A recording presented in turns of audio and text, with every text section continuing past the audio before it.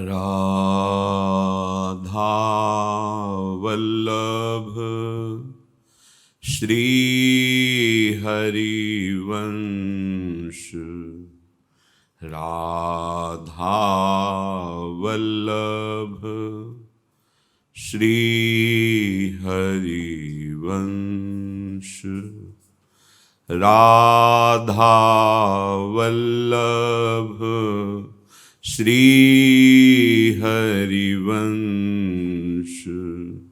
राधा वल्लभ श्री हरिवंश। वृंदावनेश्वरी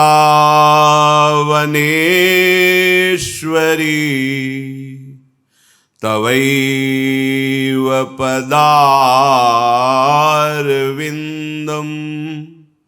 प्रेमामृतैकमकरन्द रसौघपूर्णं हृद्यर्पितं मधुपते स्मरतापमुग्रं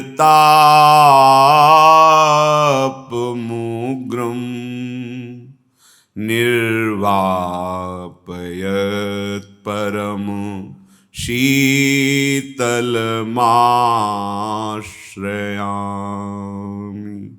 निर्वापयत् परम शीतलमाश्रयामि। परम शीतलमाश्रयामि।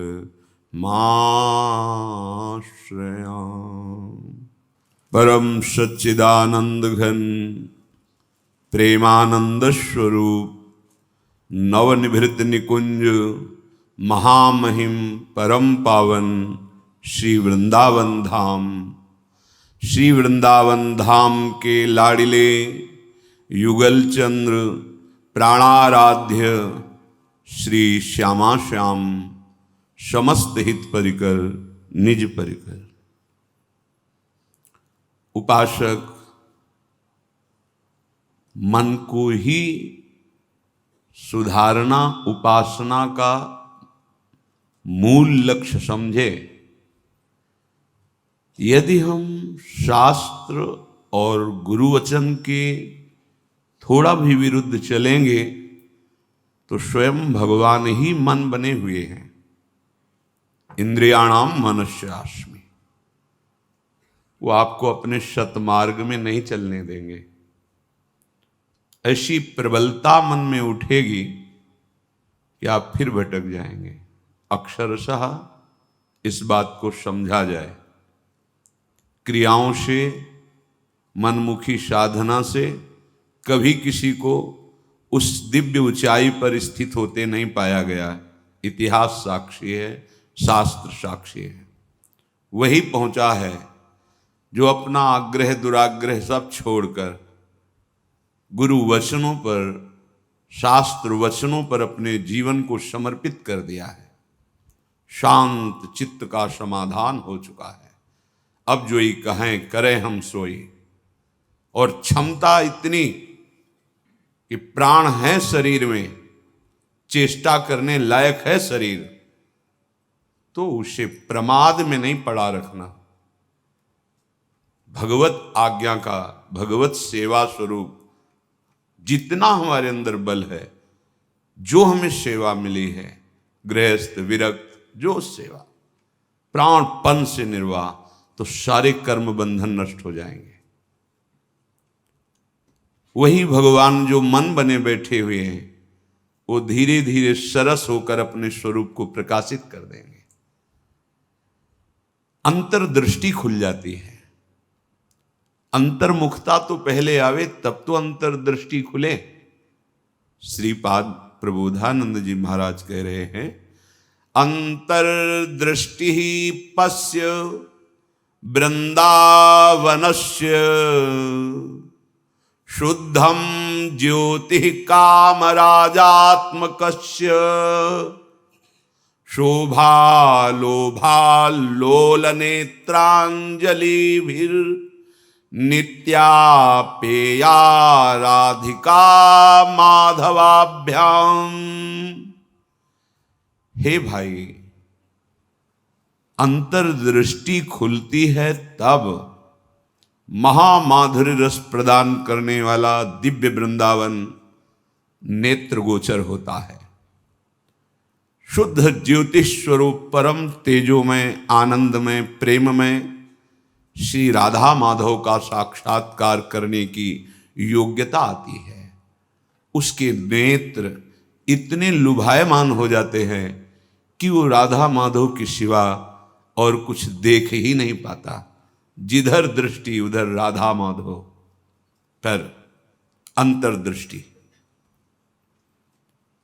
उपासक की अंतर्दृष्टि कब आती है? सेवा, स्वाध्याय, सुमिरन, सत्संग, फिर अंतर्दृष्टि समाधि। जो सेवा में प्रमादी है, भगवत सेवा, गुरु सेवा, समाज सेवा, वो किसी मार्ग का पथिक नहीं है, किसी मार्ग का पथिक नहीं।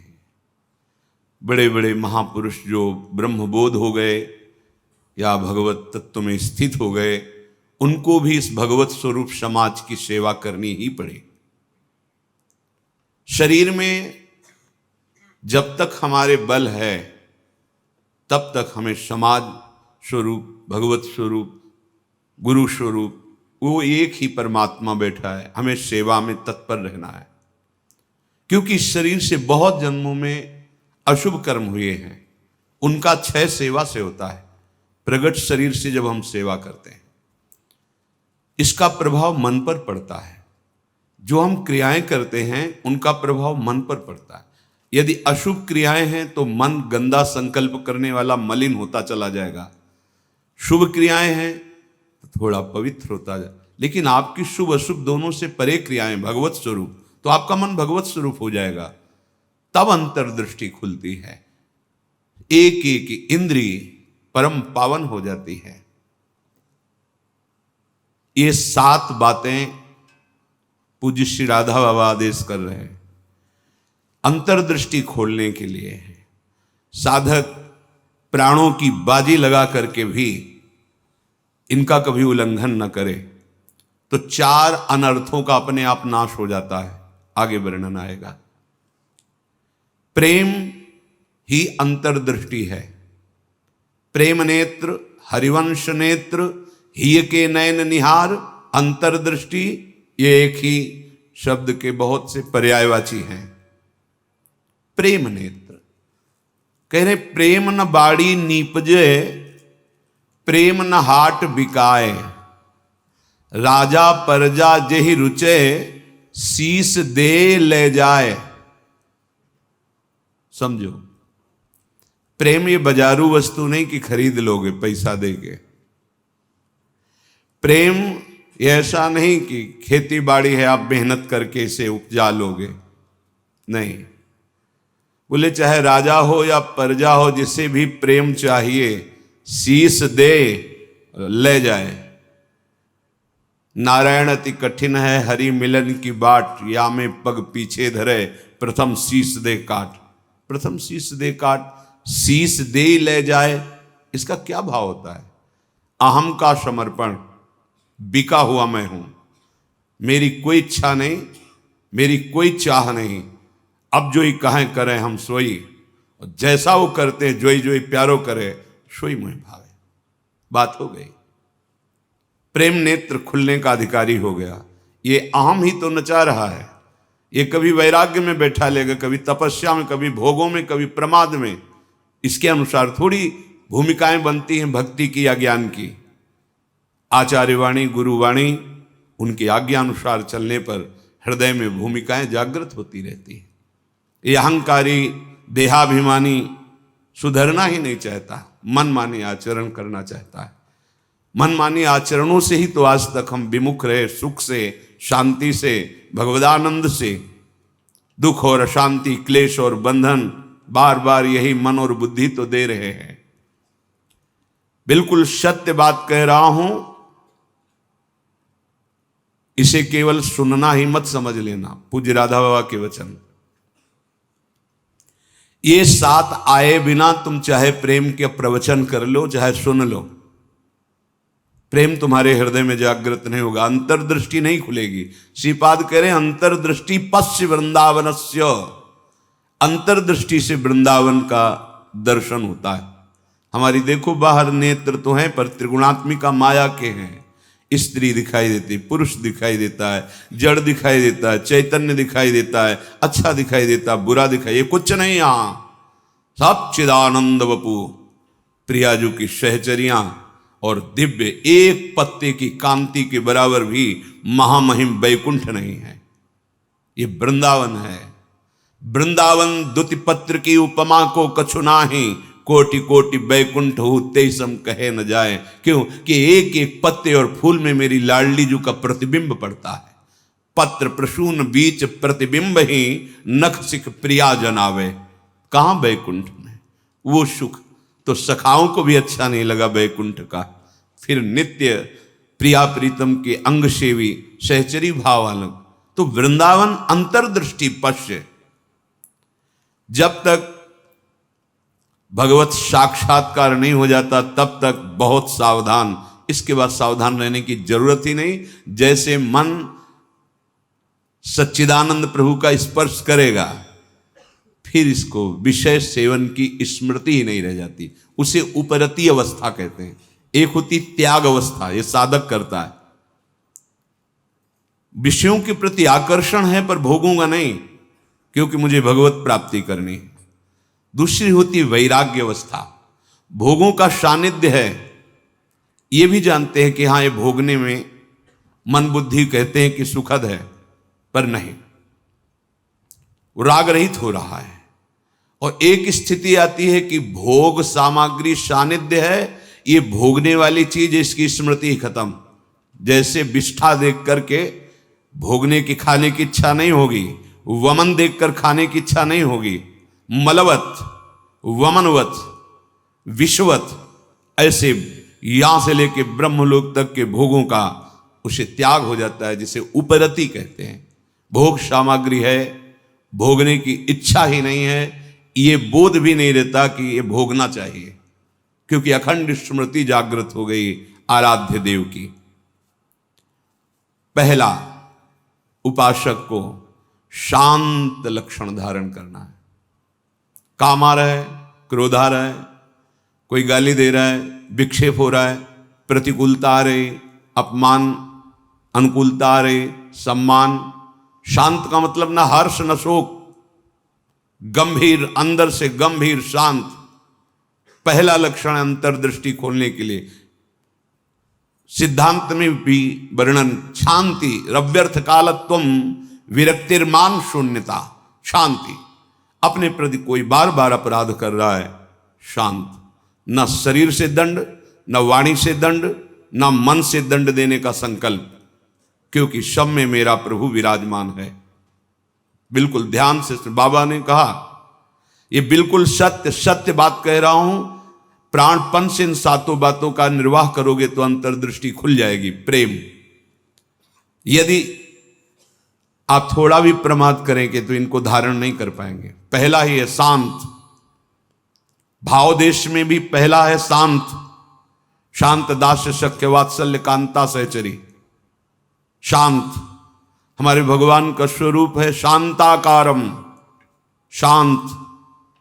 समझो, वाणी शांत, मन निसंकल्प, कोई चाह नहीं, स्थिति यहां पहुंचनी है। शांत का स्वरूप ये न शोचते न कांक्षते, समः सर्वेषु भूतेषु मद भक्तिम लभते पराम। मेरी भक्ति का परम लाभ, पराभक्ति का स्वरूप ये। कोई चाह नहीं, कोई चिंता नहीं, कोई भय नहीं, कोई शोक नहीं। ब्रह्मभूता प्रसन्नात्मा, हर समय अखंड प्रसन्नता।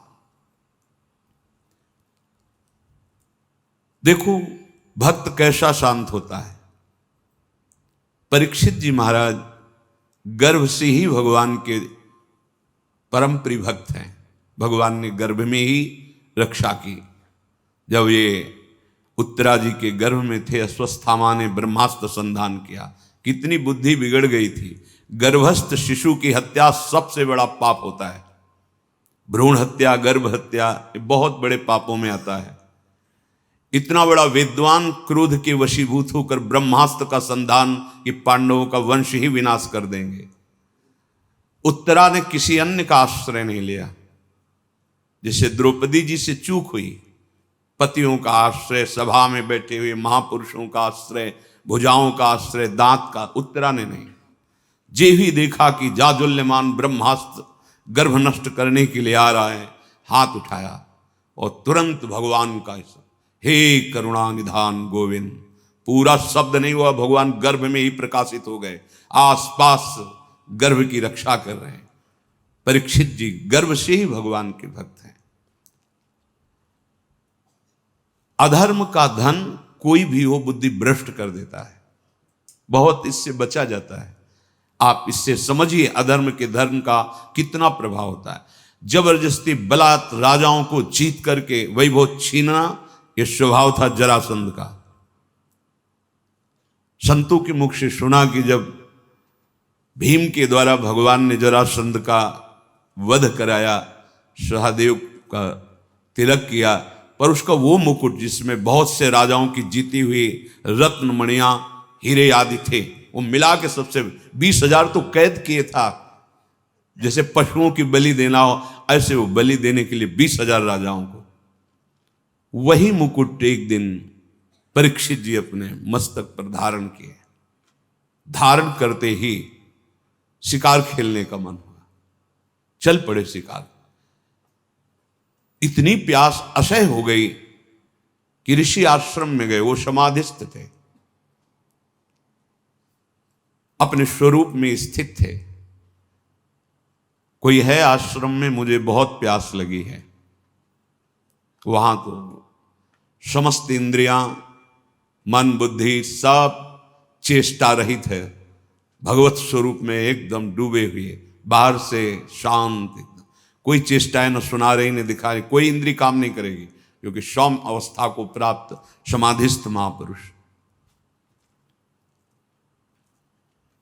पता नहीं कैसे ऐसी बुद्धि बदल गई इतने बड़े महाभागवत की, उपेक्षा करके बाहर निकले, देखा एक मरा हुआ सर्प पड़ा था, ऐसे धनुष की नोक से उठाया और ऋषि के गले में डाल दिया।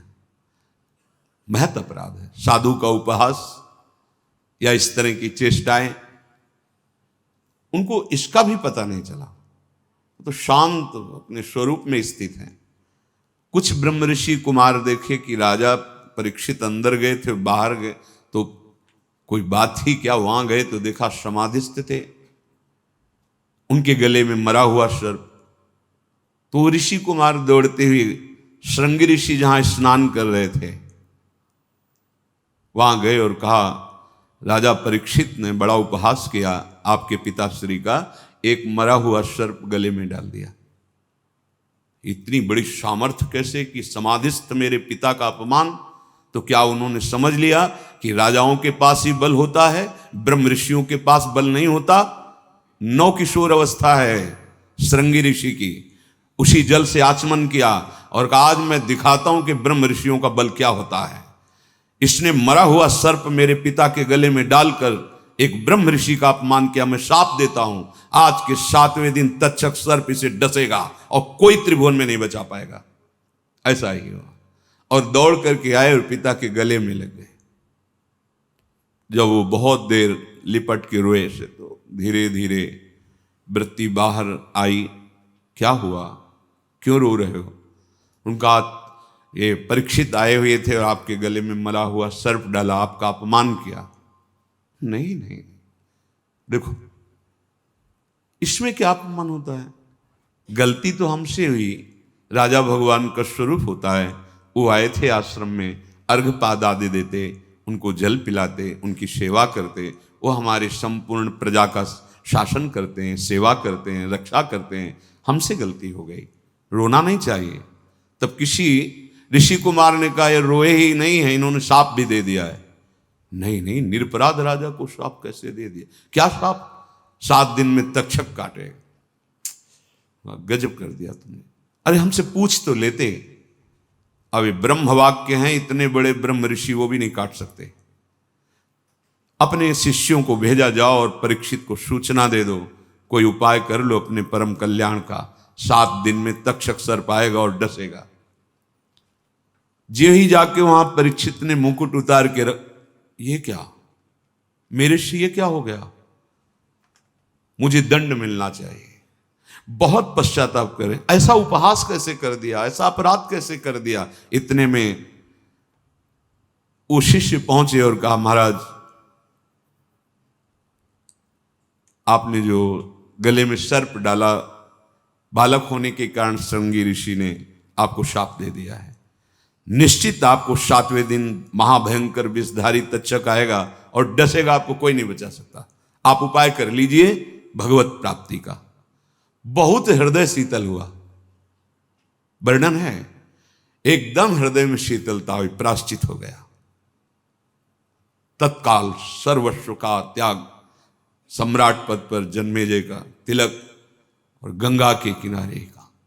7 दिन तक भगवान सुखदेव जी के द्वारा गाई हुई भगवत चर्चा श्रवण की और बीच में प्रार्थना की थी कि भगवान आप चिंता मत कीजिए, ये भूख और प्यास मुझे अब परास्त नहीं कर सकती।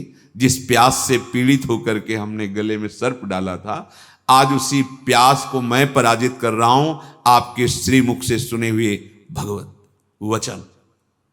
विचार करो, इतने बड़ा श्राप सुनने के बाद उनके हृदय में कोई शोक नहीं, शांत हृदय। 7 दिन कुछ खा पी नहीं रहे, शांत हृदय। भक्त का हृदय शांत होता है। उनके गले में सर्प डाला हुआ शांत नहीं हुए, कोई बात नहीं। अगर हम भगवत दर्शन करना चाहते हैं, महासुख में निमग्न होना चाहते हैं, दुख मिटाना चाहते हैं, तो शांत होना स्वभाव में लाएं। अशांत स्वभाव नहीं। अशांतस्य कुतः सुखम। अशांति अगर हृदय में होगी तो बहुत पाप बन जाएंगे, कड़ुआ बोलोगे, गंदे आचरण बन जाएंगे, हिंसा आदि दोष भी उत्पन्न हो सकते हैं। इसलिए पहला अंतर्दृष्टि खोलने के लिए शांत, हमारा भाव भी पहला शांत भाव। ये मार्ग का पथिक भी शांत मार्ग का पथिक है। शांत शब्द को पकड़ो, अशांति अंदर से है दबा लो। नाम जब कर रहे हो ये सब मिट जाएगी। बाहर से तुम्हें पहले शांति लानी, बाहर की क्रियाओं में किसी भी तरह से किसी द्वंद्व में तुम्हें अशांत नहीं होना है। वो तभी हो सकता है जब आप लक्ष्य बना लियो भगवत प्राप्ति, तभी सह सकते हो, कोई बात नहीं। भगवान इसकी बुद्धि में बैठ करके हमारे को सहनशीलता सिखा रहे हैं, इसीलिए निंदा कर रहा है, अपमान कर रहा है, अवहेलना कर रहा है। भगवान के द्वारा प्रेरित है या कोई कर्म हमारा क्षय हो रहा है, शांत।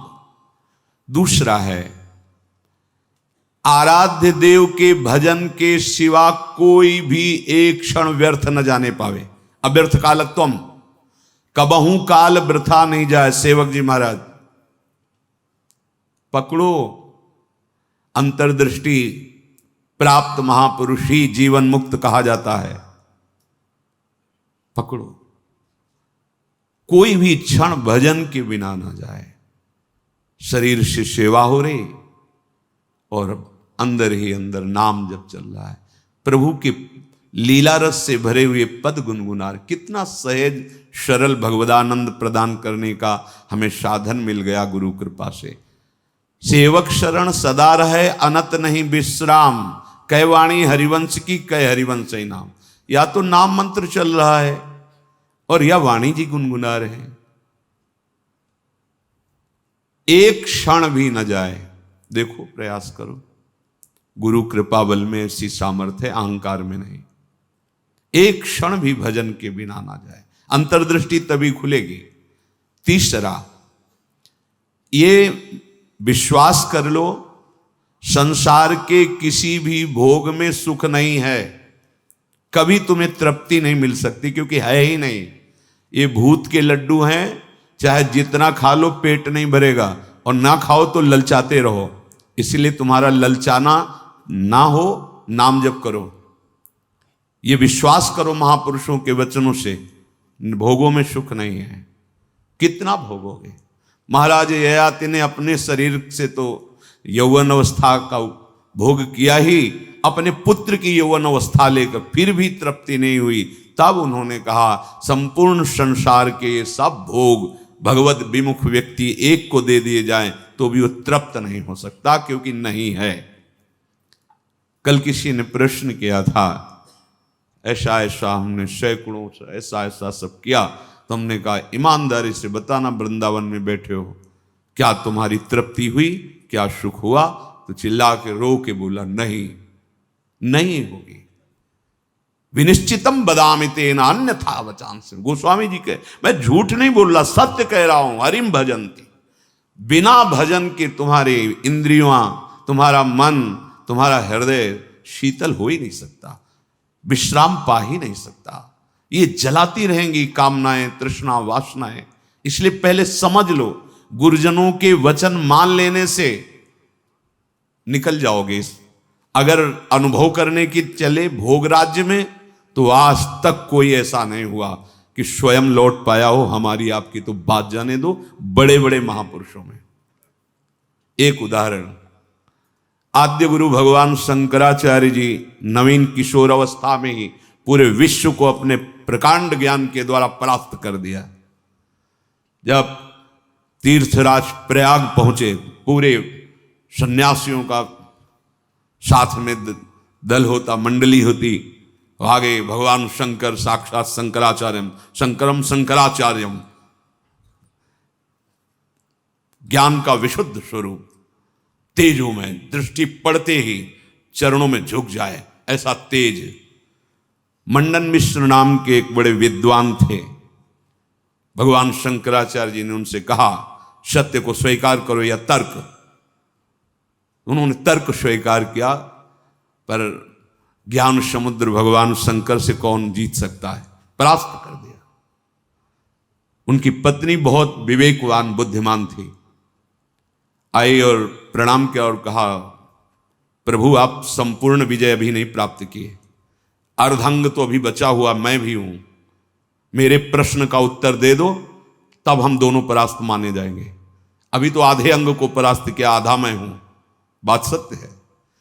बोलो, रति में स्त्री को सुख मिलता है या पुरुष को प्रधान सुख? अधिक सुख किसको मिलता है? बहुत प्रवीण थी, जानती थी, बाल योगी है, अनुभव शून्य। अगर ये कुछ बोलते हैं तो आपका अनुभव है ऐसा? क्योंकि सत्य विषय का तो अनुभव है, असत चेष्टाएं तो की ही नहीं, तो कैसे इनको अनुभव होगा? तो चुप हो जाएंगे। पूछा, मुस्कुरा दिए भगवान शंकराचार्य, समय चाहिए इसके लिए। हाँ देती हूं। एकांत हुए अपने सब संतों को लेकर और गुफा में कहा कि मैं शरीर छोड़ रहा हूं, ये सन्यासी शरीर है। महायोगी थे, मैं इसका अनुभव करके उसको बताऊंगा। आप हमारे शरीर को गुप्त रखना और ऐसी ऐसी पद्धति से सुरक्षित रखना, प्रकाशित ना होने पावे कि यह शरीर यहां है। ध्यान के द्वारा देखा कि एक राजा का शरीर छूटा है, अपना शरीर छोड़ा और वहां सौ रख करके विलाप हो रहा था। अचानक हरकत आ गई शरीर में, प्रवेश कर गए आद्य गुरु भगवान शंकराचार्य। इसके पहले अपने शिष्यों को बता गए थे, मैं वहां उस शरीर में प्रवेश कर रहा हूं और भगवान हरि की माया बड़ी प्रचंड है, कहीं ऐसा ना हो कि उस वैभव सुख में राजी हो जाएं। तो एक मोह मुद्गल स्तोत्र की रचना करके दे दी थी, ये आके सभा में सुनाना तो ये सब ठीक हो जाएगा। आद्य गुरु भगवान शंकराचार्य ज्ञान समुद्र, वो कह रहे हैं कि कहीं ऐसे वैभव में, राज वैभव में बुद्धि राजी ना हो जाए, इसलिए मोह मुद्गल स्तोत्र, भज गोविंदम गोविंदम भज मूढ़मते, पूरा स्तोत्र है, ये सुनाना के राज दरबार में।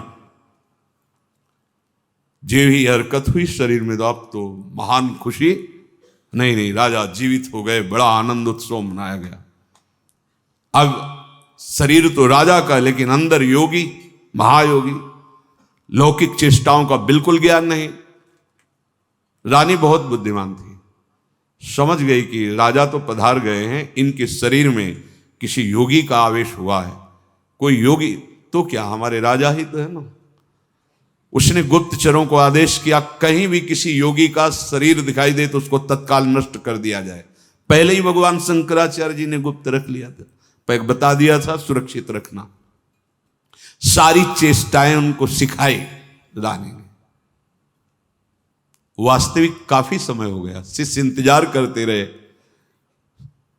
भगवान शंकराचार्य जी वापस ही नहीं हुए। ये मोह मुद्गल स्तोत्र जाके कहा तो बस गा करके वो बाहर निकले, भगवान शंकराचार्य जी अंतर्धान, तो राजा का शरीर फिर ऐसे आके फिर बताए। तो भोगों में और योग में दोनों के अनुभव करके बड़े बड़े महापुरुषों ने देखा, केवल भ्रम, कहीं कोई सुख नहीं। हम महापुरुषों के वचनों को माने, अनुभव करने के लिए ना चले। अनुभव करने के लिए जब गए तो आद्य गुरु भगवान शंकराचार्य भी अपने शिष्यों को मोह मुद्गल प्रहार करके मोह का नाश करना, क्योंकि उस शरीर में जाने पर हो सकता है मोह बद्ध कर, ये भगवान की प्रचंड माया है। तो गुरु वचनों को मान लो, शास्त्र वचनों को मान लो, अनुभव करने गए तो फिर फंस जाओगे। वो तो समर्थ भगवान है, लीला करके दिखा रहे हैं। अपने इतनी सामर्थ्य नहीं कि भोगों का अनुभव करके फिर उनका त्याग करके भगवत मार्ग में चले। जब भगवान शिव मोहिनी रूप को हृदय से लगाया, फिर आवेश हटा माया का, तब भगवान हरि ने कहा कि प्रभु केवल आप ही हैं कि मेरी माया का आकर्षण, फिर अपने स्वरूप में स्थित हो गए। दूसरा इस सृष्टि में नहीं है, सृष्टि में नहीं।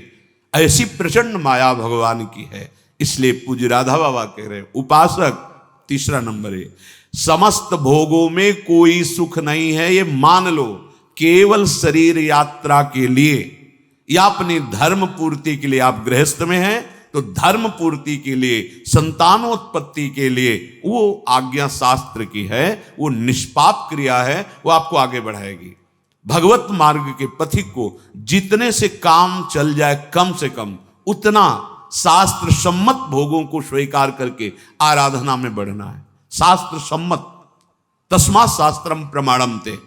पहली बात तो भोगों में सुख है ही नहीं, ये बैठा लो। जितने से प्राण पोषण उतना अन्न डाल लिया, जितने से शरीर ढक जाए उतना वस्त्र धारण कर लिया। निरंतर शांत और निरंतर, एक क्षण का अंतर न पड़े ऐसा भजन, और भोगों में सुख बिल्कुल नहीं है ऐसा।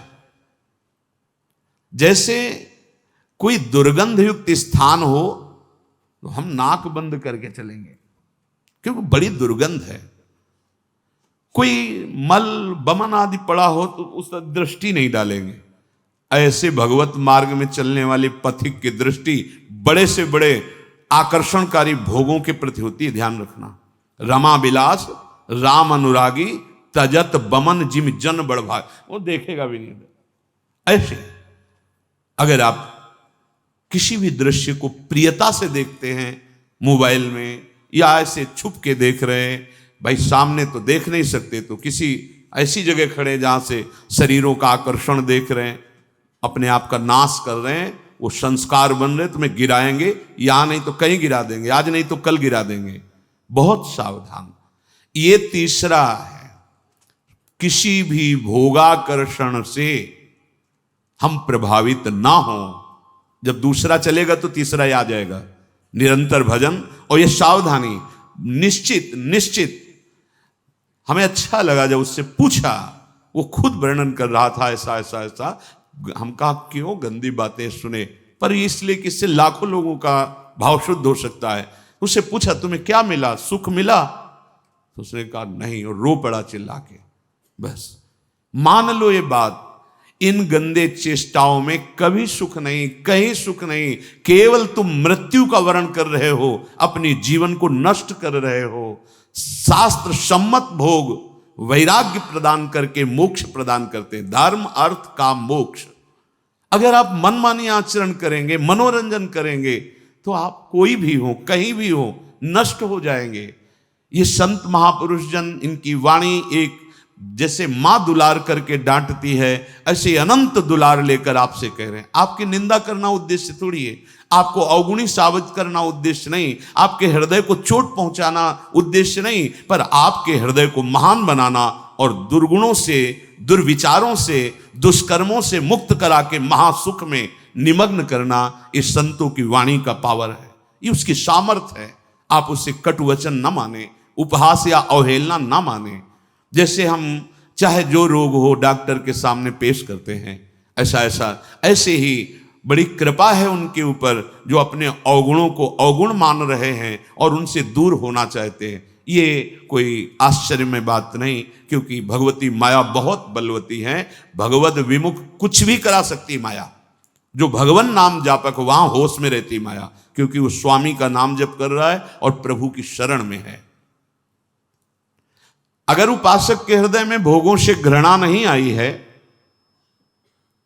तो अभी उपासना का रंग नहीं, नाम जप नहीं चल रहा पक्का। हृदय की बात कहता हूं। आप देखो, एक दिन चला के नाम देखो 24 घंटे, जलन पैदा हो जाएगी। अगर कोई आपसे बात करना चाहेगा, कुछ देखना, कुछ सुनना, कुछ बोलना, ये जहर लगने लगेगा आपको। देखो तो करके। अब आप मनोरंजन में लगे हो, किसी तरह समय कट रहा है, खाया पिया मौज मस्ती, ये जीवन ऐसे व्यतीत करने लायक नहीं। बड़ा दिव्य जीवन है। मानव देह पशुवत थोड़ी आचरण करना है। दिव्य दैवी सद्गुणों से युक्त होकर आप चाहो नारायण बन सकते हो, आप साकेतपुर जा सकते हो, आप शिव स्वरूप कैलाश में जा सकते हो। आप जो भाव चाहें दिव्य भाव में। ये जन्म मरण का दुख भोगते भोगते तुम्हें ऊबना नहीं आया। एक संकट कोई निवृत्त करने के लिए मारा घूमता है, यहां चले जाएं वहां चले जाएं, और नाम गरज रहा है हर दुखों को मिटाने के लिए। कहीं जाने की जरूरत नहीं। राम कृष्ण हरि जो नाम प्रिय, राधा राधा राधा, सर्व मंगल होता चला जाएगा। बार बार इसीलिए कह रहे हैं, नाम जपत मंगल दिशि दसहु। कहीं भी जाओगे तुम्हारा मंगल ही होगा, नाम चल रहा है। नहीं, ये भोगा शक्ति बहुत ही प्रबल है, विचार करने का अवसर नहीं देती, भ्रष्ट कर देती है। नाम चल रहा है, इसकी ताकत नहीं कि गिरा सके। चौथी बात, मन में अपने अंदर मान का बिल्कुल भी प्रभाव न रह जाए। अंतर्दृष्टि खुलने के लिए पहला शांत, दूसरा निरंतर भजन, तीसरा भोगों में सुख नहीं है, दृढ़ बुद्धि, भोगों से घृणा। चौथी बात, अपने अंदर मान न रह जाए। अगर मान है तो परम पद में आरूढ़ होने के लिए सबसे पहला त्याग इसी का किया गया है। निर्मान मोहा जित संग दोषा। पहले मान रहित, सबहि मान प्रद आप अमानी।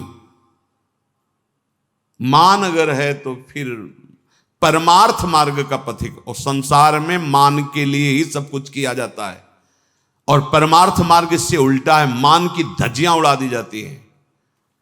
सम्मानम कलयाति घोर गरलम, ये घोर हलाहल विष है।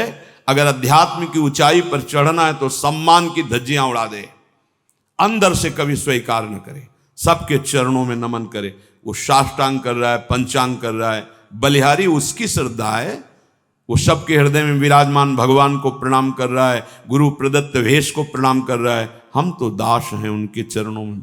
सम्मान स्वीकार करना, ऐसा अधिकार केवल भगवान को या भगवत प्राप्त महापुरुष को ये अधिकार है, अपने जैसे दासों का। बस कोई प्रणाम करे तो नम्र होके प्रणाम। अगर वो कर रहा है तो गुरु प्रदत्त वेश को, हृदय में विराजमान प्रभु को कर रहा है, अपने को नहीं। अगर अपने उस मान के भोक्ता बने तो परमार्थ चल ही नहीं पाओगे, नहीं चल पाओगे, नहीं चल पाओगे। ये मान बहुत घातक जहर है। अगर सत्संग नहीं मिला, गुरु कृपा नहीं हुई, तो इसी का पोषण शुरू रहता है। वैराग्यवान होकर के भी इसी मान का पोषण होता रहता है। और परम पद में आरूढ़ होने के लिए सबसे पहला त्याग इसी का है। निर्मान अमोहा जित संग दोषा, मान रहित। ये हृदय में बैठा लिए, बहुत सूक्ष्म बंधन है ये। कभी कभी बड़े बड़े मान का त्याग मान के लिए हो जाता है। सम्मान पत्रों का, आसनों का त्याग मान के लिए। बड़े सुंदर, कितने दयनीय। ये सुनने की इच्छा मान की इच्छा है। अगर स्वाभाविक हमारी स्थिति मान रहित हो रही तो ये केवल गुरु कृपा से, ये पक्का। ठाकुर जी भी हृदय में बैठे हैं, कभी डांट नहीं लगाई, हृदय में ही तो है। लेकिन जब ठाकुर जी गुरु रूप से आए तो एक एक चोरों को पकड़ करके पीट पीट के बाहर कर दिया। अहंकार, मान, मद, काम, क्रोध, लोभ, मोह, मद, मत्सर, ये सब पर टिको ना, आज्ञा पे टिको, गुरुजनों की आज्ञा पर, वाणी पर टिको, सब ठीक हो जाएगा। ये जिम्मेवारी प्रभु की बन जाती है। योगक्षेमम वहाम्यहम्, अप्राप्त को प्राप्ति कराना और प्राप्ति की रक्षा करना। आप अनन्यस चिंतयन्तो माम, अनन्य होकर केवल चिंतन करो, संभाल लेंगे। मान को स्वीकार मत करो, मान को स्वीकार मत करो। शरीर स्वस्थ है, कोई प्रणाम कर रहा है, आप भी प्रणाम करो, उसकी श्रद्धा है। जब बहुत लोग प्रणाम करें तो कहां तक करोगे? हृदय से सबको प्रणाम किया और अपनी स्वीकृति नहीं की कि हमें प्रणाम हो रहा है, नहीं नहीं, देहाभिमान पुनः पुष्ट होने लगेगा। बहुत सूक्ष्म है। जहां हमारा मन प्रपंच में फंसने लगे, जहां हमारा मन संसार की मान्यताओं को स्वीकार करने लगे, नहीं, ये जीवन केवल भगवत प्राप्ति। मन की बिल्कुल एक दृष्टि रखो मन पर, इसकी एक एक वृत्ति की जांच करनी है। वो स्वाभाविक स्फुरित जो हो रहा है उसका विकारात्मक स्वरूप, शासन उस पर, प्रश्न उत्तर उससे करो। हम लोग क्या करते हैं? गुरुजनों से प्रश्न उत्तर करके तर्क रखते हैं। तर्क रखो मन के ऊपर। क्यों? बहुत बार तो तेरी सलाह मान ली, दुर्गति ही हुई है, अब तुझको मेरी सलाह माननी होगी, जो मैंने संतों से सुना है, जो मैंने शास्त्रों से पढ़ा है, उस पर तर्क रखो। नहीं, मन के तो बोलते ही दस्तखत कर दिए और शास्त्र सम्मत गुरुजनों की वाणी पर क्यों में हो, ऐसा क्यों, वैसा क्यों। चौथा है आपके मन के अंदर मान का बिल्कुल न रह जाना। अमानिना मान देना, स्वयं अमानी, दूसरों को मान देना। महाराज भर्तरी जी जब भोगों से वैराग्य की वृत्ति जागृत की, कुछ नहीं, पिंगला का दृश्य देख करके घोर वैराग्य युक्त भगवान शंकर की आराधना, समय पर देवाधिदेव महादेव प्रसन्न हुए और कहा क्या इच्छा करते हो, वरदान मांगो। तो भर्तरी जी ने यही वरदान मांगा था, प्रभु कभी सम्मान से मुझे भिक्षा भी ना मिले, तिरस्कृत होकर भिक्षा पाऊं, कभी सम्मान से, मान से नहीं। ये क्यों? जहां मान जागृत हुआ फिर देहाभिमान, क्योंकि चक्रवर्ती सम्राट रहे ना, तो यही मांगा कि मान रहित हमारी स्थिति रहे, अर्थात भिक्षा भी मुझे कभी सम्मान से न मिले प्रभु। और महापुरुषों के वचन, जिस गली में भिक्षा मांगने गए आपका तिरस्कार हुआ, अपमान हुआ, अवहेलना हुई, उस गली में जरूर जाना चाहिए। लेकिन उस गली को पहचान लेंगे, जाएंगे नहीं। और आओ बाबा राधे श्याम, बैठो कुर्सी में बैठो, एक गरम गरम बनाओ, वहां जरूर जाएंगे, नहीं, वहां मत जाइए। दरवाजे के बाहर से भिक्षा का अधिकार है, अंदर बैठना, कुर्सी में जाके बैठना, बात करना, हंसना, ये आप अपने लिए वो बीज बो रहे हैं जो परमार्थ को नष्ट कर देगा। गुरुजनों का आदेश है, भिक्षान्न केवल गेट के बाहर से, राधे श्याम 2-3 आवाज लगाई, अगर कोई ग्रह निकला भिक्षाम दे, ली रोटी चल, नहीं बस 1 2 3 आवाज लगाई, बाहर मिला मिला, नहीं मिला भूख पा लिया। तब भगवान अधीन होते हैं ऐसे भक्तों के। मन में मान का बिल्कुल न रह जाए आदर, बिल्कुल। 5वां, दिन रात में प्रतिपल ये भरोसा दृढ़ हो जाए भगवान हमारे साथ हैं। प्रेम दृष्टि खुलने का ये राधा बाबा का आदेश है। रात दिन तुम्हारे अंदर ये भरोसा हो जाए कि दिखाई तो नहीं दे रहे, भगवान है निश्चित हमारे पास। हमारी वाणी जी कहती है, नाम वाणी जहां श्याम श्यामा तहां। नाम चल रहा है तो तुम्हें दिखाई देंगे आगे चलकर, अभी पहले पाप नष्ट होने दो, अनर्थ की निवृत्ति होने दो, फिर देख लेना। पर तुम्हें ये विश्वास करना है आज सुन के, हर समय भगवान हमारे पास हैं, हमारे आराध्य देव हमारे पास हैं, हमारे पास हैं और निश्चित वो मुझे मिलेंगे। 5वां है, निश्चित मुझे मिलेंगे, वो हमारे आसपास ही हैं, वो हमें देख रहे हैं। विश्वास करो, हमारे आराध्य देव आसपास हैं, मुझे देख रहे हैं और मैं उन्हें जरूर देखूंगा। अर्थात निश्चित भगवत साक्षात्कार होगा। छठा, माला संख्या पूरी करने वाली यहां बात नहीं है, वो तो प्रारंभ की होती है। यहां बात है कि प्राण छूट जा सकते हैं लेकिन भजन नहीं छूट सकता, ऐसी दृढ़ता पूर्वक भजन। दूसरा था निरंतर भजन, अब इसमें दृढ़ता पूर्वक भजन।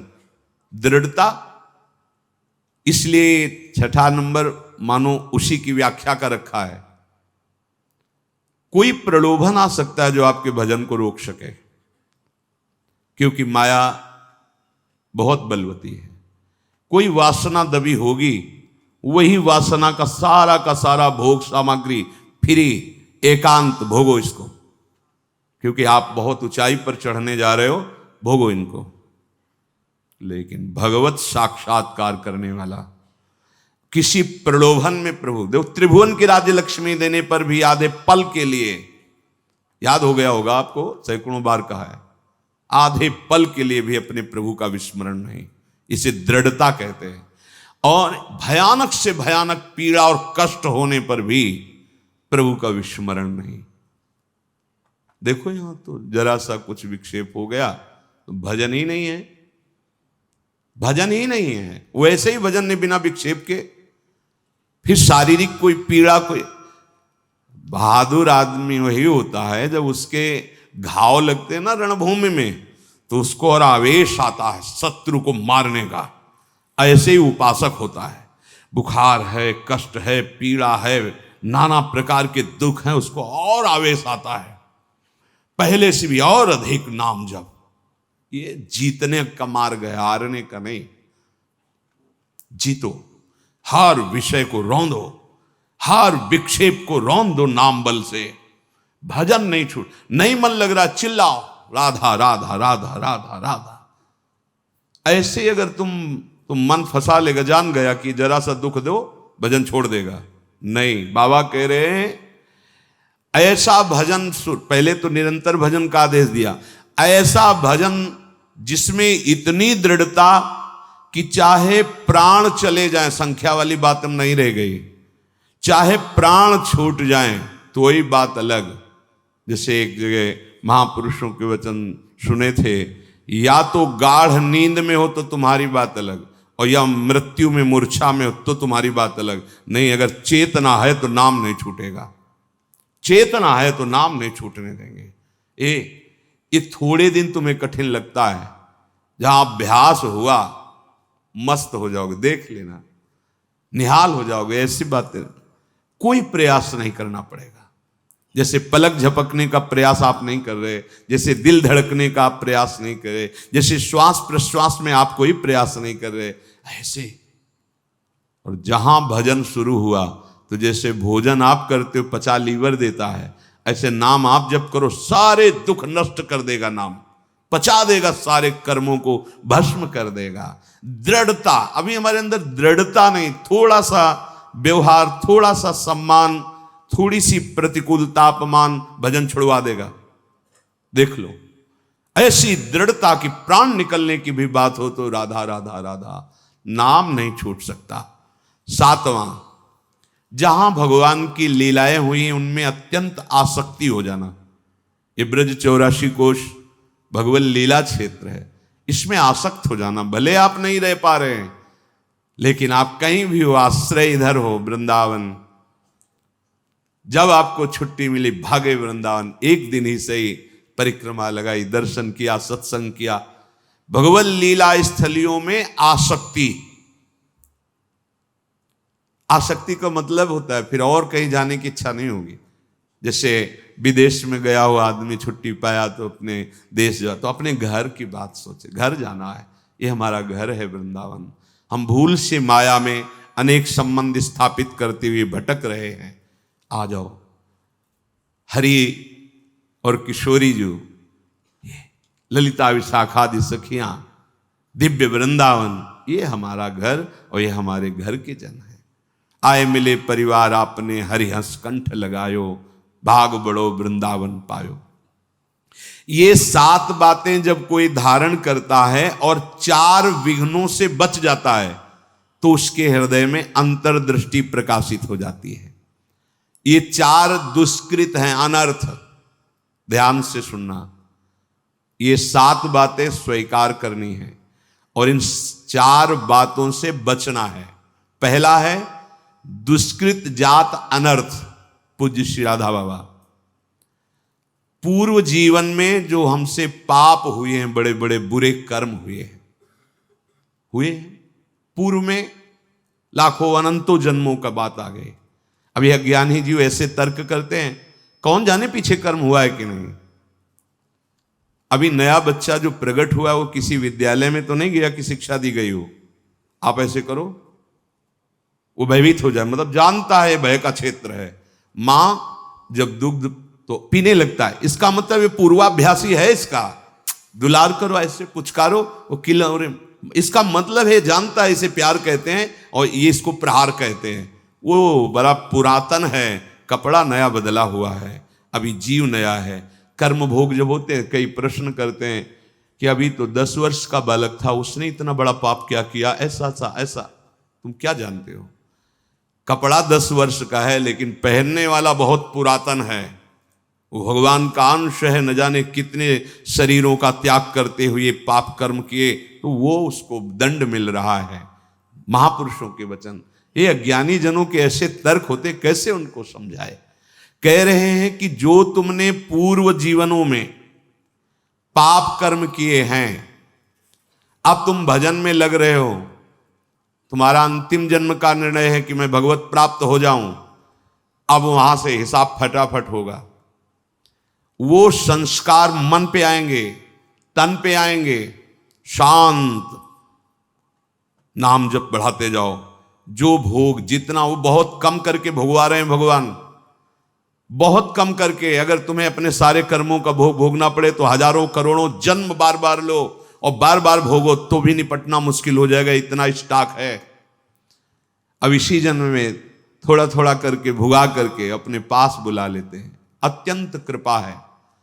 जो भी दुष्कृत जात अनर्थ तुम्हारे जीवन में आएगा, 2 प्रकार से, एक दंड रूप से आएगा और एक आएगा पाप कर्म कराने की प्रेरणा रूप से। ध्यान दीजिए, एक को तो भोग लेना है दंड को, दूसरा आएगा मन में बैठ करके पाप कर्म कराने की प्रेरणा देगा, पाप कर्म कराने की सुविधा देगा। अगर दूसरे को भोग लिया तो आगे फिर योनि बनने का, किसी योनि में जाने का आपने हिसाब तैयार कर लिया। समझ लीजिए, धर्म पूर्वक भोग स्वीकार की आज्ञा है। अधर्म पूर्वक जो हमारे कृत्य हुए हैं वो 2 प्रकार का प्रभाव डालेंगे। पूज्य श्री राधा बाबा कह रहे, एक तो ये दंड रूप से, जैसे कोई रोग आ जाना, कोई अपमानित कर रहा है, कोई निंदा कर रहा है, आदि आदि, बड़ा तिरस्कार हो रहा, शांत तुम्हारे पाप नष्ट हो रहे। एक आता है मन में, ये अंतर का है, इतनी गंदी वासना और उसी वासना के अनुसार सुविधा, वही भोग तुम्हें मिलेगा जो तुम्हारे अंदर वासना बढ़ी हुई है। बिल्कुल नहीं, अगर त्रुटि कर दी गए, ये भारी अनर्थ पैदा कर दे। प्रायः चलन चलन सब कोई कहे, बिरला पहुंचे कोई, एक कंचन एक कामनी दुर्लभ घाटी दोए। बहुत सावधान। ये बार बार आपको भजन करते समय बुरे कर्मों की स्फुरणा बुराई की तरफ घसीटेगी। 1 मिनट के लिए इससे छोड़ दो, नाम जप साधन सब, चलो 1 मिनट बस हो स्फुरणा स्वरूप संसार की। बड़ा गजब है, 1 मिनट के लिए भी इसे चैन नहीं है। जरा सा छूट पाई भागा संसार में, कोई न कोई पूर्व देखे हुए दृश्य, सोची हुई बातें सामने लगे। इसको अवसर, तभी इसलिए दृढ़ता पूर्वक भजन, पूरा ध्यान रहे इस पहले अनर्थ से हटने के लिए। अगर हमें शारीरिक कोई दुख मिल रहा है, बाहरी व्यवहारिक दुख मिल रहा है, मुझे भगवान से प्रश्न नहीं करना, वो सर्वज्ञ हैं, उन्होंने जानबूझ करके हमारे कर्मों का नाश करने के लिए ये विधान रचा है। मस्ती में भोग लो। आप कहोगे दुख मस्ती, हाँ, मस्ती तो उसी को कहते हैं जो निंदा अपमान तिरस्कार और दुख को सह के निकल जाए, उसे मस्ती कहते हैं। मूर्खता को मस्ती थोड़ी कहते हैं कि आप मदिरा पिए हो, दंडता कर रहे हो, पापाचरण, बोले बहुत मौज और मस्ती है, ये बहुत हिसाब गहरा पड़ेगा, सह नहीं पाओगे। मस्ती तो उसी को कहते हैं भारी से भारी अपमान तिरस्कार दुख सह गए और निकल गए, भगवत मार्ग में आगे बढ़ गए, बलिहारी उस चरणों की, उस महात्मा की, उस साधक की जो ऐसे उसे मस्त कहते हैं। वाह वाह रे फकीरा वाह जी, धन्य है तू, निकल गया माया को रौंद के। तो फकीर का मतलब केवल वेश से नहीं है, अंतर से है। सबको भगवत प्राप्ति करने का अधिकार है, सब महात्मा हो सकते हैं, चाहे जिस वेश में हो, बस आचरणों को सुधार करके स्थिति को लाओ। स्थिति प्रज्ञ को महात्मा कहते हैं। ये कभी भूल ना होने पावे। दो बातों में अनर्थ, दुष्कृत जात अनर्थ आएंगे। पहला बाहरी सह लो, और अंदर जो स्फुरणा हो रही है उसके अनुसार भोग क्रिया मत करना, उसके अनुसार व्यवस्था करेगी माया, स्वीकार मत करना, नहीं तो यात्रा रुक जाएगी। दूसरा, जैसे दुष्कृत जात अनर्थ होता है, ऐसे सुकृत जात अनर्थ होता है। पूर्व जीवन में तुम्हारे पुण्य हुए हैं और वो पुण्य बड़ा वैभव सुख सामग्री फैलाएंगे आपके सामने, वो फल आएगा आपके सामने। अगर आपने उसे भोगा तो बाधा पड़ जाएगी। क्या करना है? उस पुण्य फल से प्राप्त हुई भोग सामग्री को समाज सेवा, संत सेवा, पशु पक्षी की सेवा में लगा दो। आप उतना ही स्वीकार करो जितने से जीवन पोषण होता है। त्वदीयम वस्तु गोविंदम तुभ्यमेव समर्पये, मंगल हो जाएगा, शुभ तुम्हें बांध नहीं पाएगा। ये सुकृत जात अनर्थ भगवत प्राप्ति नहीं होने देता है, जैसे दुष्कृत जात अनर्थ। शुभ का फल है सुख सामग्री वैभव एकत्रित होना। उसकी अगर भोग वृत्ति हुई कि मैं इतने धन का स्वामी, मैं इतने वैभव का स्वामी, मेरे पास ये सब, फंस गए। नहीं, भगवान की दी वस्तु है। भगवत भक्तों में, प्रभु सेवा में, जन सेवा में, ऐसे उसका स्वामित्व प्रभु को ही, अपना नहीं। सच्चे हृदय से भगवान का मान करके समाज सेवा में लगा दिया जाए तो ये शुभ उसे अनर्थ रूप होकर बाधित नहीं करता। तीसरा है अपराध जनित अनर्थ। ये प्रायः बहुत ध्यान देने योग्य विषय है। चारों अनर्थों का त्याग करने पर ही प्रेम दृष्टि प्रकाशित होती है। 32 सेवापराध पीछे बताए गए, कई बार 10 नामापराध बताए गए हैं। ये अपराध उसी से होते हैं जहां थोड़ा भी अहम होता है और सत्संग नहीं मिलता है। सत्संग मिले तो कदम कदम पर सावधानी वाली विवेक वृत्ति जागृत हो जाती है। हर समय नाम चल रहा है तो अपराध की कोई गुंजाइश ही नहीं। तुम्हें ज्यादा पढ़ने की जरूरत नहीं कौन कौन से अपराध होते हैं। नाम जब चल रहा है और सत्संग सुन रहे हो, सब में भगवत भाव अपराध बनने वाला ही नहीं है। वैसे 32 सेवापराध, 32 सेवा उप अपराध 64 हुए और 10 नामापराध, ऐसा वैष्णव अपराध आदि का विस्तृत वर्णन शास्त्रों में हुआ है। ये सब अपराधों से एक बात से बच जाओगे, अपने को सबसे दीन मानकर सबके चरणों में भगवत भाव से वंदना, और नाम जब भजन चल रहा है कोई अपराध नहीं होगा, होगा ही नहीं, होगा ही नहीं। ये उन्हीं से होता है। बेमतलब वार्ता कर रहे हैं, कोई मतलब नहीं उनकी बातों का, एक की प्रशंसा एक की निंदा, अपराध बनते चले जाएंगे। हृदय में भजन नहीं, भगवत प्रियता नहीं तो सेवापराध बन जाएंगे, वैष्णव अपराध बन जाएंगे, नामापराध बन जाएंगे। चौथा है भक्ति जात अनर्थ। इसका परिचय प्रायः नहीं होता। ये बहुत सूक्ष्म अनर्थ है। ये ऊंचाई में नहीं पहुंचने देगा, आपको गिरा देगा। ये बहुत सूक्ष्म विषय है, बहुत सूक्ष्म। इसीलिए इसमें पूज्य बाबा ने कहा है कि ये तो हम जैसे सन्यासियों को तंग करता है, मतलब ऊंचाई पर चढ़ने।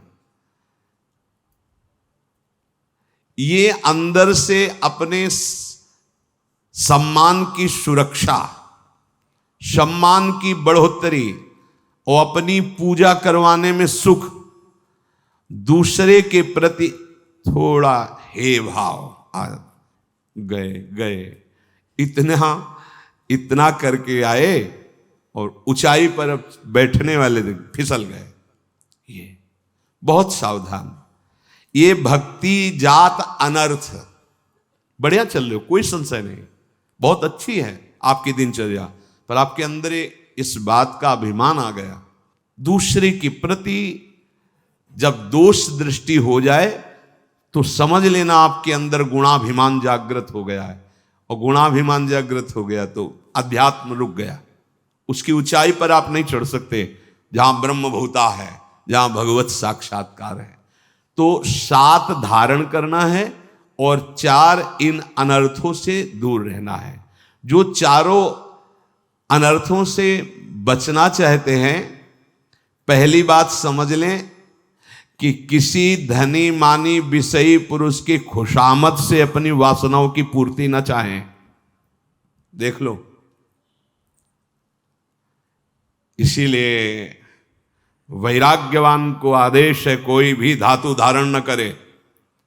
अब आजकल सिद्धांत माने ही नहीं जा रहे हैं, जब जिसका जैसे मन आया वैसे व्यवहार बरत रहा है।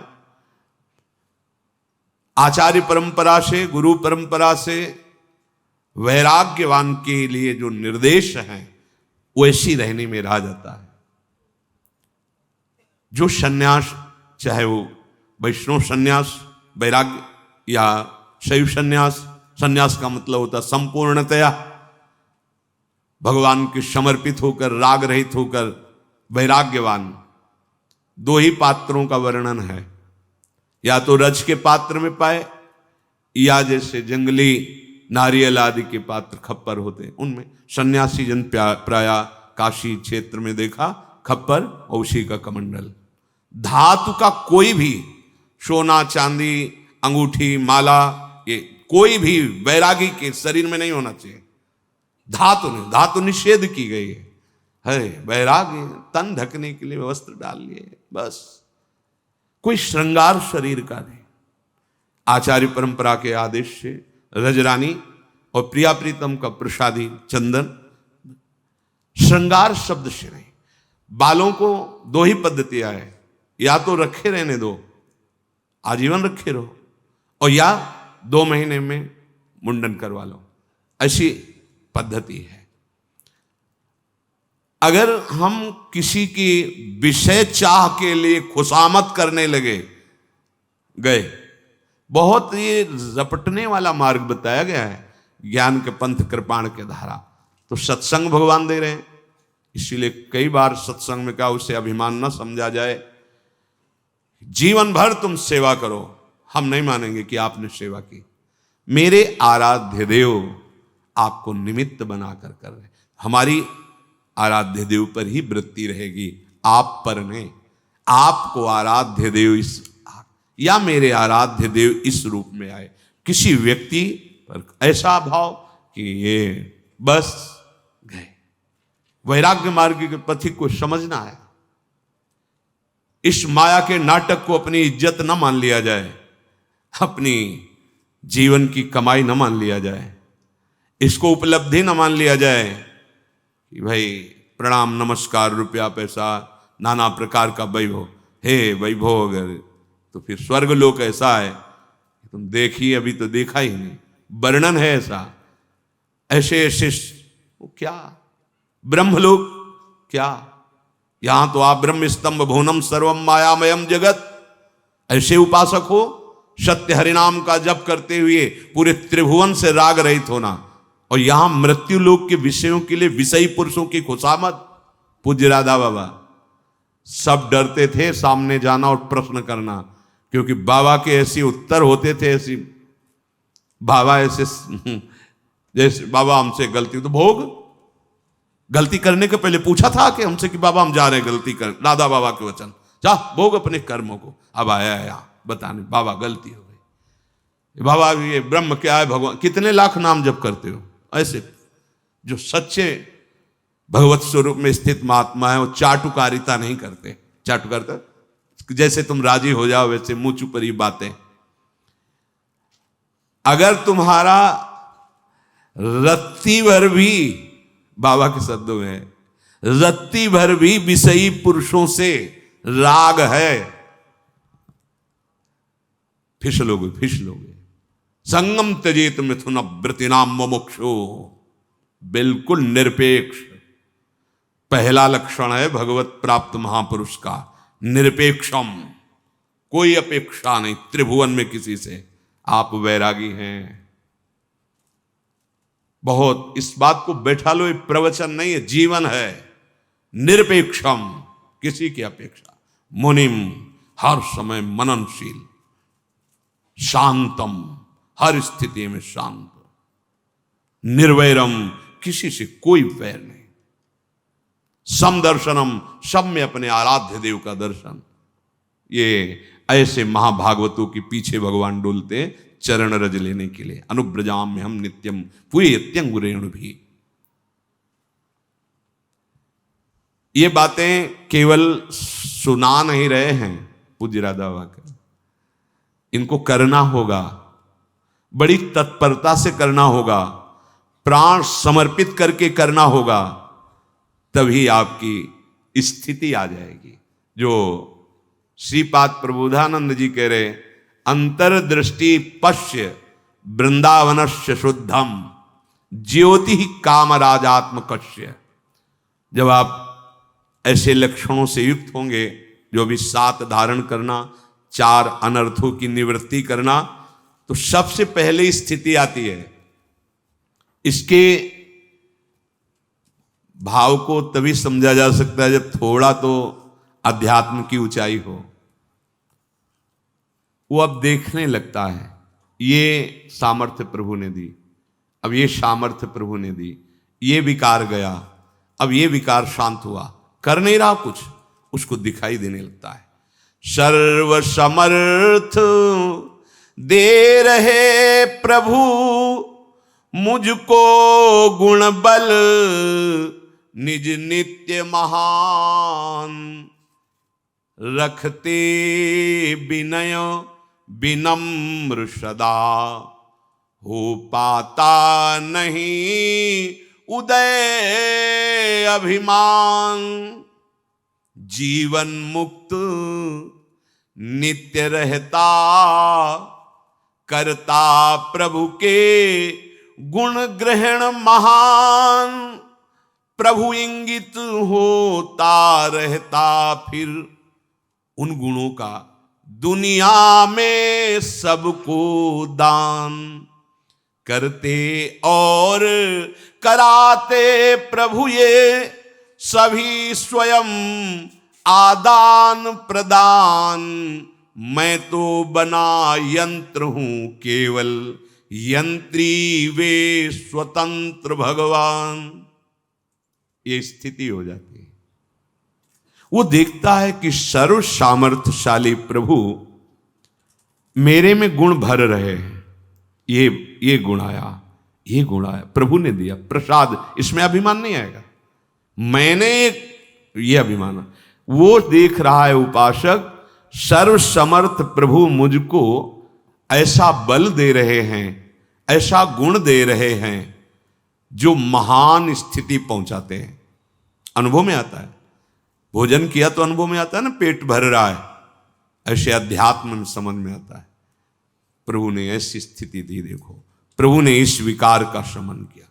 वो विनम्र रहता है, विनय पूर्वक उसका बर्ताव होता है, उसमें कभी अहंकार उदय नहीं हो पाता है। समस्त सद्गुण, समस्त वैभव जिनकी याचना की जाती है, वो सब स्वाभाविक, कोई महत्व नहीं, कोई अभिमान नहीं। ये भगवत प्रदत्त स्थिति उसकी होती है। जो अभी तक सत्संग सुना, जो अनर्थों की निवृत्ति और ऐसी साधना, ऐसी उपासना, भगवान उससे जीवन मुक्त बना देते हैं। जीवन मुक्त, अब कोई द्वंद्व का प्रभाव उसके ऊपर नहीं रहा। परमानंद, सच्ची मानिए, अभी परमानंद सुन रहे हो, अनुभव में नहीं है किसे कहते परमानंद। बहुत जन्मों से जिस आनंद के लिए भटक रहे हैं, वो यही आनंद है। मान जाओ, नहीं ये भी जन्म व्यर्थ चला जाएगा। भगवान उसे नित्य जीवन मुक्त बना देते हैं। वो प्रभु के महान गुणों से युक्त हो जाता है, फिर वचनों से निकलने लगता है, ये तो साक्षात भगवान है, ये तो भगवान है। अब मुझे कोई संशय नहीं, ये साक्षात भगवान है। क्यों? क्योंकि भगवान अब स्वयं सद्गुणों सहित उसके हृदय में विराजमान हो रहे हैं। अब दुनिया को भक्ति का, ज्ञान का, अध्यात्म का जो दान हो रहा है, वो स्वयं भगवान उसके हृदय पर अपना अधिकार करके कर रहे हैं। इंगित प्रभु इंगित से होता रहता, फिर उस जो वैभव मिला है, ज्ञान, विज्ञान, सद्गुण, सामर्थ्य, दुनिया को दान कौन कर रहा है? जिसकी दुनिया है, वही उसके हृदय में बैठकर कर रहा है। हृदय शरीर संबोधन अलग होगा, अमुक नाम अमुक, पर वहां अमुक नहीं है। अब वही बैठ गए हैं जिनका जीवन भर भजन किया, आराधना की, वो आकर बैठ गए। करते और कराते प्रभु, यह सभी स्वयं आदान प्रदान। क्या करना है, क्या नहीं करना है, अब ये प्रभु बैठ करके कर रहे हैं, वही कर रहे हैं और वही सबसे करा रहे हैं। सबका परिवर्तन उनसे होता है, वो स्वयं बैठ करके कर रहे। जो मैं था वो तो प्रभु में लीन हो गया। अब ये शरीर, ये जीवन यंत्र की तरह चल रहा है। यंत्र में कोई ताकत होती है क्या? नहीं। जैसा यंत्री चलाता है वैसा चलता है। यंत्री व स्वतंत्र भगवान, जो महान मतिमान भगवान है, सर्वज्ञ, वो स्वयं जीवन की बागडोर लेकर अपने सद्गुणों सहित उसके हृदय पे अधिकार कर लेते हैं और जगत का मंगल होता है। सा तरति सा लोकांतारयति, ये तो स्थिति उसकी होती है। अब उस उपासक के हृदय में जो एक चाह जागृत होती है, बड़ी विचित्र चाह जागृत होती है। मिले हुए भी अनमिल से रहते हैं। ये प्रेम है, इसको समझ पाना बड़ा कठिन है। ये समझ से परे है, क्योंकि सूक्ष्मतरम, सूक्ष्म से भी सूक्ष्म है। ये अनुभव स्वरूपम है, प्रतिक्षण वर्धमानम है, ये कामना रहितम है, ये लौकिक गुण रहितम है, ये अलौकिक है। यद्यपि उपासक का हृदय भगवत सानिध्य से भरा हुआ है, पर ऐसी स्थिति में उसके हृदय में एक ऐसी पीड़ा प्रकट होती है, जिसे मीरा जी कहती है कि जो मैं ऐसा जानती, प्रीत किए दुख होए, नगर ढिंढोरा पीटती अजी प्रीति न करियो को। यहां जो दुख शब्द वर्णन किया है ना, ये बहुत गूढ़ है, अद्भुत सुख का वर्णन है, अद्भुत सुख। तरस रही आँखियां देखन को, दर्शन कबहू न दीन्हे, अब आवेंगे अब दिखेंगे, आशा उर में लीन है। देखत रहूं बाट हो निस दिन, प्यारे छिन छिन तेरी, सुखदायिनी प्रतीक्षा की यह व्रति रहे नित मेरी। स्थिति क्या है वो खुद वर्णन किए। मेरे हृदय में प्रभु आकर अधिकार कर लिए, समस्त सद्गुणों से विराजमान होकर जगत का मंगल वो कर रहे हैं, एक यंत्रवत हो रहा है। पर वही उपासक फिर भी मेरी अखियां उनके दर्शन की प्यासी है। जैसे निरंतर गिरधर का संग, फिर भी मीरा जी का हृदय तृप्त नहीं हो रहा। अखियां हर दर्शन की प्यासी, रात दिन नींद नहीं आ रही है। किधर, कब, कैसे, कहां गिरधर मिले, और मिले हुए तन मन के बिछुरे नहीं। ये अद्भुत प्रेम है। चाह बढ़े दिन रैन, कबहु संजोग न मानही, देखे भरी भरी नैन। प्यारी जू जब जब देखो तेरो मुख, तब तब नयो नयो लागत, ऐसो भ्रम होत देखो न कबहू री। ऐसा लगता है मैंने आपको कभी नहीं देखा है। ये प्रेम है। तरस रही अखियां देखन को, बलिहारी है उन अखियों की जो दर्शन के लिए तरस रही है। दर्शन कबहू न दीन है, ऐसो भ्रम होत देखो न कबहू री। ये अन्य नहीं समझ सकता, उसको लगेगा कि ये भक्त बेचारा रोते रोते जीवन व्यतीत हो गया। कभी किसी ने लिखा कि बोरी सखी जीवन हो गया, कभी उनको इस नहीं, तुम क्या जानते हो, आओ बैठो पास, तुम्हें दिखाएं उनके शब्दों में कि प्यारी जो सामने है कि नहीं। पर वो जब तक रज का सेवन नहीं होगा, भजन नहीं होगा, तब तक एक एक पंक्ति में प्यारी जो सामने खड़े हैं, बोरी सखी के सामने, उन्हीं से बात कर रहे। ये प्रेम है, प्रेम। इसको समझना, भगवत रसिक रसिक की बातें रसिक बिना को समझ सके ना। तरस रही अखियां देखन को, ये क्रम से है स्थिति। 7 बातें धारण की, 4 अनर्थ का त्याग, तो वो स्थिति आ गई अहम लीन। अब ये चाह पैदा हो गई, विकलता। अब आवेंगे, अब दिखेंगे, आशा उर्मे लीन्हे, तुम दरस कबहू नहीं दीन है। वो रो रहा है, जीवन हो गया, आपने दर्शन नहीं दिया। ये स्थिति है प्रेम की। अरे बहुत बली प्रेम है, महाबली है। प्रियालाल सिंहासन पर विराजमान, गोद में प्रिया, अचानक प्रेम की वृत्ति ऐसी, अंक स्थिति पे दैते किमपि प्रलापम, हा मोहनेति मधुरम विदधत्य अकस्मात्। हा मोहन, हा मोहन, तुम कहां हो? अंक स्थिति पे दैते किमपि प्रलाप।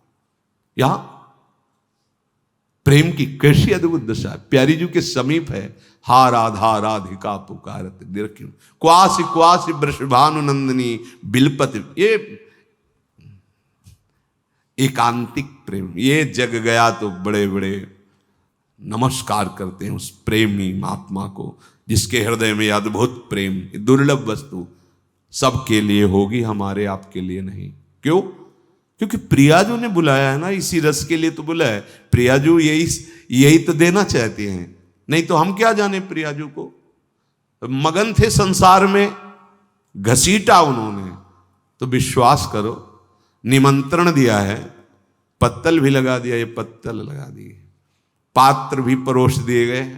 अब उसमें जो रस है, चिंता मत करो, धैर्य से बैठे रहो, रस भी आ जाएगा। वो इतने पे नहीं उठा देगा, दोना पत्तल बिछा दिया, अच्छा भाई राधे श्याम, ऐसा नहीं करेगा। कोई भी धर्मात्मा नहीं करता ऐसा निमंत्रण देख के। फिर ये तो मूर्तिमान करुणा समुद्र, प्रेम समुद्र, अति उदार भी सुंदर सुरत सूर सुकुमार, ये भला ऐसा कैसे कर, जाओ जाओ। वैसे हमारे प्रेम में नहीं, पर बैठे रहें। बैठे रहने का मतलब अनुशासन, आज्ञा पालन, जैसा उपदेश दिया जा रहा है वैसा, तो सब रस हृदय में आ जाए, हम मनमानी आचरण न करें। तो ये अब आवेंगे, अब दिखेंगे, आशा उर्मे लीन्हे। आज तो जरूर जागृत में नहीं हुआ, स्वप्न में आ जाएंगे, विश्राम स्थिति में मगन हो रहा है। आज तो प्रिया जी आएंगे, प्रियालाल आ जाएंगे, पक्का आएंगे। सुबह हुआ, फिर हो सकता है आज दिन में, रात दिन देखत रहूं बाट हो निस दिन, प्यारे छिन छिन तेरी। कभी तो आएंगे ना, पक्का विश्वास आएंगे, वो दर्शन देंगे। एक एक क्षण वो इंतजार करता। भजन कर रहे हैं ना, सेवा कर रहे हैं, मानो हम इंतजार कर रहे हैं प्रभु मेरे, और प्रभु से मांग रहे हैं। ये सुखदायिनी प्रतीक्षा की वृत्ति मेरी नित बढ़ती रहे, मैं इंतजार करता रहूं, आपकी बाट जोहता रहूं, ये प्रतीक्षा की वृत्ति बढ़ती रहे। ठाढ़ी तेरे द्वार भिखारिन, कृपा नेक तू चाहे, द्वार खुलेंगे, भीख मिलेगी, मन में अमित उमा है। हे कृपा सिंधु, आपने घसीट लिया, अपने द्वार पर बुला लिया, धाम आ गए हैं। अब तो द्वार में डट के बैठ गए, कभी तो कृपा होगी और द्वार खुलेंगे और दर्शन की भीख मुझे मिल जाएगी, आपके दर्शन हो जाएंगे। पल पल बीतत जुग समान है, उर बिच आस घनेरी, बनी रहे मेरे मन में बस चाह कृपा की तेरी। जग में को न संगी साथी, को न बूझन हारो, अपने अपने पंथ चलत सब, ये पंथ सबनी को न्यारो। कृपा एक सब दिन सब दिशी, तू सदा सहायक मेरी, होती रहे सदा अनुभव ये, बढ़त कृपा नित तेरी। प्रभु पल पल अब युगों के समान बीत रहे हैं, सहा नहीं जा रहा, ये स्थिति है। अब आपके बिना नहीं, पल पल युगों के समान, पल पल बीतत जुग समान, एक एक पल एक एक जुग के समान व्यतीत हो रहा है। बस अगर प्राण है तो आशा में टिके हुए हैं कि आप आवेंगे, आप दर्शन देंगे। और मैं चाहती हूं कि मेरी ये आशा, ये बाट जो होना, ये कृपा की भीख मांगना, ये बना ही रहे, बनी रहे मेरे मन में बस चाह और कृपा, ये आपकी, सिर्फ आपकी, तेरी। प्रभु मेरा कोई संसार में नहीं। देखो ये अंदर की बात है, हम लोग बाहर से भागें तो कहां भाग के जाओगे, कोई न कोई नया संसार खड़ा कर लोगे, नया मकान, नए परिवार, नए। बचो, गुरु का मंत्र और नाम, उनका उपदेश, असंगोहम पुरुषा, हम सच्ची समझना, अगर स्थिति प्राप्त करना, किसी का कोई भी संबंध नहीं, सबका, पहले सुना ना, सबका मंगल जिनके द्वारा हो रहा है वो, बस हमारा अस्तित्व तो नहीं है, प्रभु का अस्तित्व है। ये नया प्रपंच नहीं रच लेना चाहिए, नया व्यवहार नहीं बना लेना चाहिए। एक बार भगवत कृपा व्यवहार से बचा के लाई है, अब व्यवहार नहीं। हरि गुरु चरण सेवा अनुसर हो, बस हरि और गुरु वो एक ही हैं। बंदो गुरुपद कंज कृपा सिंधु नर रूप हरि, दो नहीं है। बस आज्ञा और बस उनके चरणों का आश्रय, जो नाम मंत्र उपासना जीवन अर्पित कर दिया, असंग व्यवहार करते हुए भी असंग, चाहे गृहस्थ में चाहे विरक्त में, निश्चित अध्यात्म की ऐसी ऊंचाई मिल जाएगी। जग में कौन संगी साथी नहीं है मेरा कोई, कौन बूझन। यार कौन पूछता है तुम कैसे हो, ये तो व्यवहार में केवल पूछे, और कैसे हो बता दो, इस दुख में है, समस्या में है, चलते नजर आएगा, रुक जाएगा क्या? व्यवहार में उसने पूछा तुम कैसे हो, बोले चकाचक है सब, चल। कोई नहीं पूछता, किसी को नहीं पूछता। हे प्रभु, मेरे हृदय की जो चाह है, ये कोई नहीं बूझन हारो, कोई नहीं समझने वाला। अपने अपने पंथ चलत सब अपने स्वार्थ की पूर्ति के लिए प्रेम प्यार व्यवहार का नाटक करते चले जा रहे। पर प्रभु मेरा तो अलग ही है ना, मैं तो सिर्फ आपसे प्यार करता हूं, सबनिते न्यारो, मेरा पंथ अलग है, मैं सिर्फ आपसे प्यार करता। बलिहारी है उस हृदय की जिसके हृदय में ये बात है, मीरा जी दूसरो न कोई। ये बहुत, ये तो सब कह सकते हैं मेरे तो गिरधर गोपाल, लेकिन ये बोलना बड़ी हिम्मत की बात है, दूसरो न कोई। यही हम गिर गए, नहीं तो मेरे तो गिरधर गोपाल अभी दिखाई देने लगे, दूसरा कोई है इसीलिए छुपे हुए। पूज्य राधा बाबा के वचनों में कई बार सुना है, वो कहते हैं हमारे प्रभु का विनोद में कहें स्वभाव बड़ा जलनुआ स्वभाव है, बाबा कहते हैं ये दुसरिया पसंद नहीं करते, मतलब विनोद में बोले और शास्त्रीय शब्दों में अनन्य। मेरे प्रभु की मांग है अनन्य, एकमात्र मामेव ये प्रपद्यन्ते, एकमात्र सर्वधर्मान परित्यज्य माम एकम एकम। बस हो गई बात, सारा खेल संभल जाएगा, परमार्थ की भूमिकाएं अपने आप जागृत होने लगेंगी। मेरे इस पंथ में कोई सहयोग देने वाला नहीं, सब अपने अपने स्वार्थ के पंथ में चल रहे। पर हे प्रभु, मेरा तो सबसे न्यारा पंथ है। बस एक विश्वास है कि कभी न कभी इस दास पर कृपा होगी, एक दिन तो होगी ही कृपा। सब दिशाएं, समस्त भूमि ये सब आपकी है। किसी भी दिशा से, किसी भी जगह से आपकी ऐसी कृपा होगी कि मैं देख पाऊंगा ये मेरे प्रभु, ये मेरे प्रियालाल नाथ।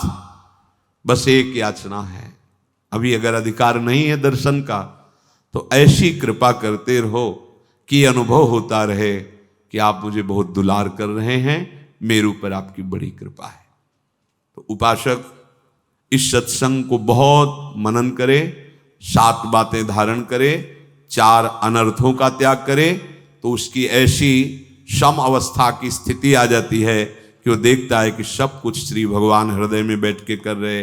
फिर उसके हृदय में अंतर्दृष्टि खुलती ये प्रेम की, जिसे श्रीपाद ने कहा अंतर्दृष्टि पश्च वृंदावन से शुद्धम ज्योति। जब प्रेम नेत्र खुल जाते हैं तब दिव्य वृंदावन का साक्षात्कार, उसी में राधा माधव विलस रहे, ये दर्शन पाता। शेष चर्चा आगे। श्री राधा वल्लभ।